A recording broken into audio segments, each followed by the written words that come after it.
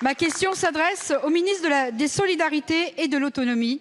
Monsieur le ministre, je souhaite associer à ma question Laurent Wauquiez et l'ensemble des députés de la droite républicaine. Les accompagnants d'élèves en situation de handicap, les AESH, font un travail remarquable pour permettre aux enfants d'être scolarisés dans les meilleures conditions possibles.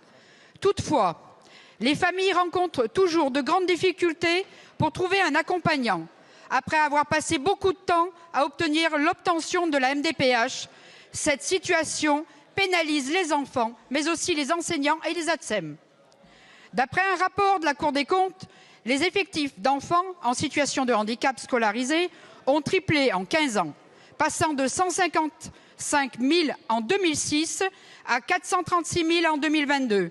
Pourtant, la France comptait seulement 78 000 équivalents temps plein d'AESH en 2023.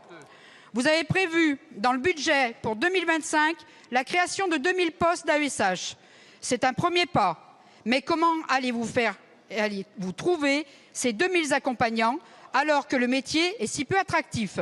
En effet, faute d'un réel statut, la rémunération n'est toujours pas à la hauteur de l'investissement des AESH auprès des enfants. Et les formations ne sont pas adaptées. Certains AESH doivent jongler entre les établissements distants de plus de 20 km et peuvent suivre plusieurs élèves âgés de 3 à 20 ans avec tout type de handicap et sur des niveaux allant de la maternelle au bac. Pourtant, pour accompagner un enfant atteint de trisomie ou un adolescent souffrant d'autisme, il est indispensable d'être formé spécifiquement. C'est pourquoi, Monsieur le ministre, nous souhaitons savoir si vous allez mettre en place un réel statut pour revaloriser et rendre cette profession plus attractive. Bravo. Je vous remercie, Madame la députée. La parole est à Monsieur Paul Christophe, ministre en charge des solidarités et de l'autonomie. Merci Madame la Présidente, Mesdames et Messieurs les députés et Madame la députée Sylvie Bonnet. Comme vous, je salue le travail remarquable accompli par les AESH pour permettre aux enfants en situation de handicap d'être scolarisés et de les aider à gagner en autonomie dans leurs apprentissages. En 2024, vous l'avez souligné, ce sont 140 000 AESH qui accomplissent quotidiennement 332 000 élèves. Cela représente une hausse de 3 000 équivalents temps plein en 2024, hausse qui se poursuivra en 2025, vous l'avez souligné également. Toutefois, et vous le dites très justement, nous savons que dans plusieurs territoires, le vivier de recrutement ne permet pas d'honorer toutes les demandes. On observe une croissance continue des demandes d'aide humaine, alors que d'autres modalités d'accompagnement peuvent être mises en place, comme des aménagements pédagogiques ou encore l'attribution de matériel pédagogique.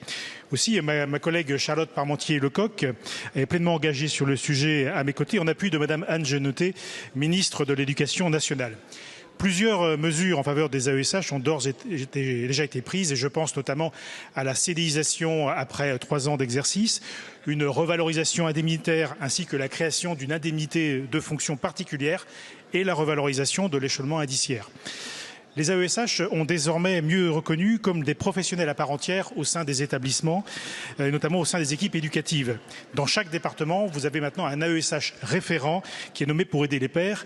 Et rappelons qu'il bénéficie d'une formation de 60 heures et d'accès aux formations continues. Enfin, dans le cadre de la Conférence nationale du handicap, il est prévu à l'horizon 2026 de réformer le cadre d'emploi des AESH en élargissant le champ de leur mission. Le dernier CIH, le comité interministériel du handicap, du 16 mai 2024, a également annoncé la construction d'un plan métier. Nous travaillons donc sur une grande campagne de valorisation et d'attractivité des métiers, comme je le rappelais tout à l'heure au titre des personnels des crèches. L'idée est donc de permettre de susciter des vocations et de mieux répondre aux préoccupations qui sont les nôtres, celle d'accompagner les enfants en grande fragilité. Je vous remercie, Monsieur le ministre. La séance des questions au gouvernement est terminée. La séance